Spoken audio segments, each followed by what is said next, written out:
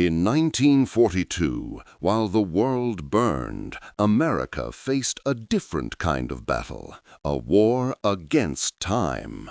U-boats prowled the Atlantic, sinking Allied cargo ships faster than the United States could replace them. Every sunken ship meant fewer tanks, fewer guns, fewer soldiers reaching Europe. The U.S. Navy demanded a miracle: build ships faster, 10 times faster. Across the nation, new shipyards sprang to life. Men and women who had never touched steel before now worked side by side, welders, riveters, electricians, all racing against the clock. But even with thousands of hands, a single ship, a Liberty or a Victory, still took 40 days to build. Too slow. Then came a man no one expected to change history. Charles "Charlie" Kaiser, a master welder from Oregon. He wasn't a scientist or an admiral. He didn't hold a degree in engineering. But what he had was something rarer, an idea so simple people laughed at it. Kaiser noticed something strange on the shipyard floor. Every time a new section of a vessel was welded, workers had to wait for another team to bring in the next section. Hours were lost just moving steel around. The process was chaotic, like trying to build a car one piece at a time without a plan. So he asked a question that would change everything. What if we built ships the way Detroit builds cars? His idea was modular assembly, unheard of in shipbuilding at the time. Instead of building a ship from keel to deck in one place, Kaiser suggested building entire sections separately: bow, stern, midsection, all at once in different yards. Then the sections would be moved by cranes and welded together in one massive, synchronized operation. When Kaiser presented the idea, the reaction was laughter. Shipbuilding was a tradition, a craft passed down for generations. You couldn't just snap together a 10,000-ton vessel like a toy. It was ridiculous. But Kaiser was relentless. He tested his theory in a small corner of the Richmond shipyard in California. With a team of volunteer welders, he built a mock-up of a cargo ship divided into modules. They worked day and night, testing joints, measuring stress points, perfecting the angles. And when the final welds came together, the structure held. It worked. The next month, the first Victory ship assembled using Kaiser's method was launched in just 5 days. What once took 40. The world had never seen anything like it. News spread like wildfire. Newspapers called it America's shipbuilding miracle. President Roosevelt personally sent Kaiser a letter of commendation. By 1943, his modular technique was adopted across the nation. At peak production, the United States launched a new ship every 4.5 days. In some cases, even faster. An entire Liberty ship, the Robert E. Peary, was assembled in an unbelievable 4 days, 15 hours, and 29 minutes. Kaiser's system didn't just build ships. It built an army of workers, nearly 250,000 men and women, many of them women for the first time in history, known as Rosie the Riveters. They stood shoulder to shoulder, welding sparks flying like fireflies in the night, powered by coffee, patriotism, and sheer determination. By the end of the war, Kaiser's shipyards alone had built more than 1,400 vessels, enough to replace every ship the U-boats had ever sunk. His ridiculous trick became the backbone of Allied logistics, delivering tanks to Africa, food to Britain, and soldiers to Normandy. When the war ended, the world called him a hero. But Kaiser refused to take the credit. He simply said, "I just made it faster for good people to do great things." And so, one man's welding torch became the spark that helped win the Second War Whore, not with bullets, but with brilliance. The Richmond shipyard became a city within a city. By day, it roared with the thunder of hammers and the scream of molten steel. By night, it glowed, a cathedral of sparks under the California sky. Tens of thousands of workers streamed through the gates every morning, welders, mechanics, electricians, engineers. But these weren't just men hardened by labor. They were women, mothers, daughters, wives, answering the call of war. They called them Rosie the Riveters. Many had never worked outside their homes before, yet here they stood, in overalls and goggles, hands steady, eyes fierce. They welded, riveted, and assembled entire ship sections with precision that stunned even veteran builders. Every shift had a rhythm, like an orchestra of industry. Welders struck sparks in time with hammer blows. Cranes swung giant hull pieces into place like dancers moving to invisible music. And always the clock ticked. Each hour mattered. Each day saved meant another ship in the water, another convoy crossing the Atlantic, another chance for Allied soldiers to fight on. Kaiser watched from his platform high above the docks, his face lit by the orange glow of molten metal. He didn't shout or command. He walked among the workers, listening, solving problems, and inspiring them. To him, leadership wasn't about orders, it was about trust. He famously told his crew, "We are not building ships. We are building victory." And he meant it. The Richmond shipyard operated 24 hours a day, 7 days a week. Workers slept in dormitories nearby, their shifts rotating with military precision. Every night, new hulls took shape under the floodlights. Every morning, whistles blew, and another ship rolled toward the sea. By 1943, Kaiser's yard was producing a new victory ship every 5 days. He had done what no one believed possible, turn shipbuilding into mass production. But success brought new challenges. The faster they built, the more mistakes appeared. Leaks, weak welds, warped steel, flaws that could cost lives. Kaiser refused to slow down. Instead, he reinvented quality control. He introduced assembly line inspections using portable X-rays and on-site weld testing, another first in shipbuilding. Failures dropped, efficiency soared. The yard became a symbol of American resilience, a monument to what ordinary people could do when united by purpose. And the Allies began to notice.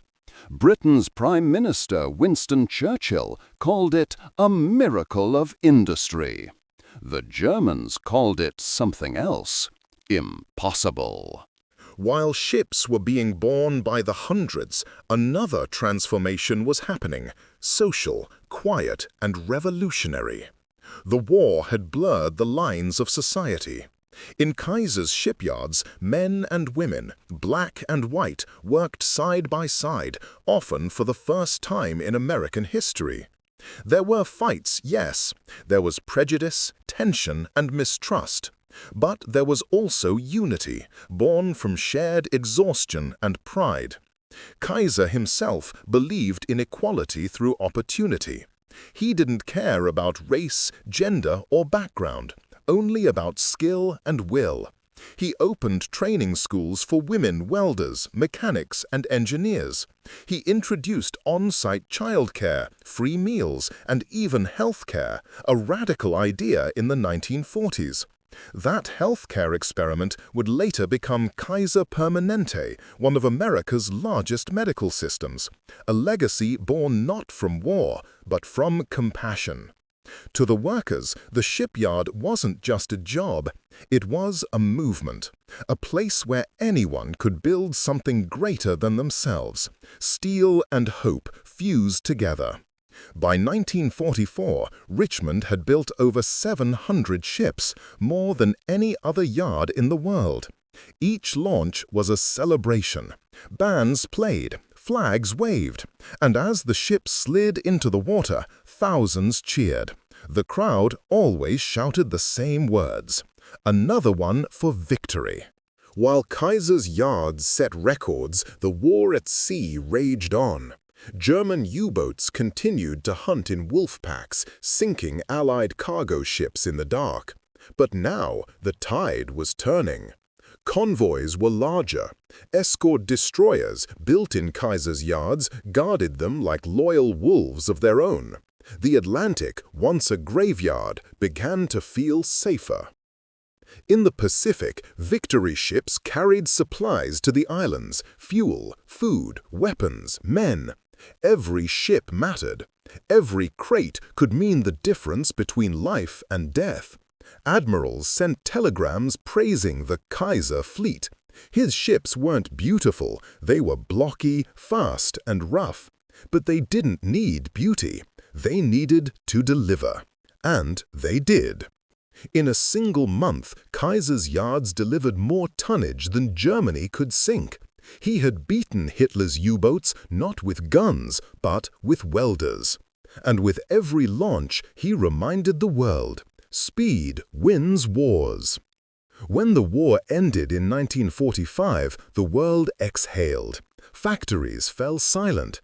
The welding torches dimmed. The ocean, once filled with convoys, became calm again. Charles Kaiser walked through his empty shipyard one final time.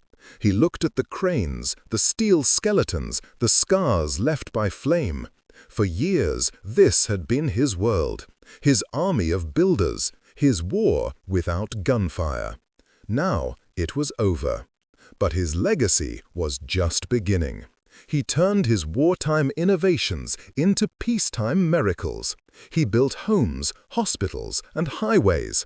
He gave America a new model of progress, one based on efficiency, equality, and human dignity. When asked how he did it, Kaiser smiled and said, "I believed people could do anything if you just gave them the chance." The ships he built may have rusted away, but his idea that progress belongs to everyone never did. And somewhere, deep in history's heart, a single welder's spark still burns. The shipyards of Richmond, California in 1942 never slept. Sparks rained like orange stars as thousands of men and women worked day and night, racing to feed the hungry maw of war. The world was burning, Europe under siege, the Pacific ablaze, and America's greatest weapon wasn't a new bomb or a secret plane. It was production, the ability to build faster than the enemy could destroy.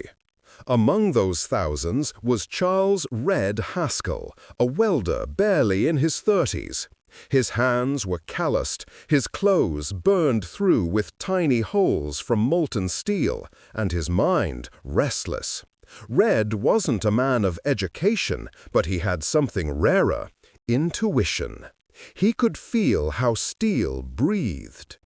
He noticed patterns others ignored, how the seams warped when cooled too fast, how the plates trembled before cracking, how the heat of one man's torch affected the weld of another across the hull.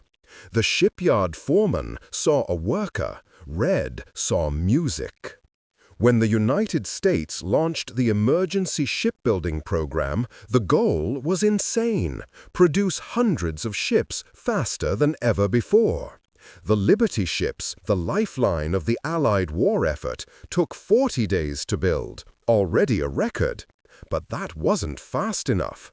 German U-boats were sinking convoys quicker than new ships could leave port. One night, while sitting on an overturned barrel after a long shift, Red watched a team of welders work in sequence, one finishing before the next could begin. He noticed how much time was wasted waiting. What if, he thought, they didn't wait at all? That idea, the rhythm of steel, would change the war. The shipyards of Richmond, California in 1942 never slept. Sparks rained like orange stars as thousands of men and women worked day and night, racing to feed the hungry maw of war. The world was burning, Europe under siege, the Pacific ablaze, and America's greatest weapon wasn't a new bomb or a secret plane. It was production. The ability to build faster than the enemy could destroy. Among those thousands was Charles "Red" Haskell, a welder barely in his 30s. His hands were calloused, his clothes burned through with tiny holes from molten steel, and his mind restless. Red wasn't a man of education, but he had something rarer: intuition. He could feel how steel breathed. He noticed patterns others ignored, how the seams warped when cooled too fast, how the plates trembled before cracking, how the heat of one man's torch affected the weld of another across the hull. The shipyard foreman saw a worker, Red saw music. When the United States launched the emergency shipbuilding program, the goal was insane: produce hundreds of ships faster than ever before. The Liberty ships, the lifeline of the Allied war effort, took 40 days to build, already a record. But that wasn't fast enough. German U-boats were sinking convoys quicker than new ships could leave port. One night, while sitting on an overturned barrel after a long shift, Red watched a team of welders work in sequence, one finishing before the next could begin. He noticed how much time was wasted waiting. What if, he thought, they didn't wait at all? That idea, the rhythm of steel, would change the war. When Red first proposed his new welding sequence, his co-workers laughed. "You can't weld cross seams simultaneously," said one of the engineers. "The stress will tear the plate in half." But Red had seen something they hadn't. When teams worked in alternating short bursts, the heat spread evenly, preventing warping and allowing multiple welders to operate at once. It sounded ridiculous. It looked ridiculous. But Red insisted on testing it. He found a few volunteers on the night shift and began experimenting in secret, using scrap metal behind Dock 3. The first attempts failed. Metal twisted like paper, the seams cracked open, and supervisors nearly fired him for wasting time. But Red persisted. He changed the angle of the torch, adjusted the length of each weld, and introduced staggered cooling breaks. Finally, after weeks of tinkering, the steel lay flat. No warping, no cracking. The plates fit together like puzzle pieces. It wasn't just working. It was faster, cleaner, and stronger. When he presented his method to the shipyard supervisor, the man called it the ridiculous dance. But the name stuck. Word spread through the Kaiser shipyards, and soon managers decided to test Red's dance on a real ship, a Liberty-class vessel to be completed under record time. That ship would become the SS Robert E. Peary. December 8, 1942. The experiment began. Under the relentless clang of hammers and the blaze of torches, thousands of workers prepared for something no one believed possible: to assemble an entire ocean-going vessel in less than a week. Normally, it took 40 days. Some said even 25 was the limit of human coordination. But Red's team didn't care. They worked in shifts of 12 hours, each welder trained in the new synchronized pattern, overlapping arcs of molten light moving like dancers along the ship's spine. The rhythm was hypnotic. Sparks flew in waves, and the sound of sizzling metal became a symphony of war industry. The newspapers came, cameras rolled, skeptics smirked, waiting for failure. But the impossible began to unfold before their eyes. By the third day, the hull was complete. By the fourth, the deck was sealed and the engines installed. On the fifth day, December 12, the SS Robert E. Peary slid into the San Francisco Bay, fully built, painted, and ready for sea trials. 4 days, 15 hours, 29 minutes. A world record that shattered every expectation. Reporters called it the ship that beat Hitler's clock. Roosevelt's War Production Board used it as a symbol of American innovation. And for Charles "Red" Haskell, it was the proudest moment of his life. But victory came with a shadow. During inspection, engineers discovered strange microfractures running along several welds. They feared the ship might fail under ocean stress. Red's ridiculous dance was suddenly under fire again. If the ship cracked at sea, he'd be blamed for endangering lives and resources. And so, while the world celebrated, Red stayed behind, torch in hand, trying to understand what went wrong.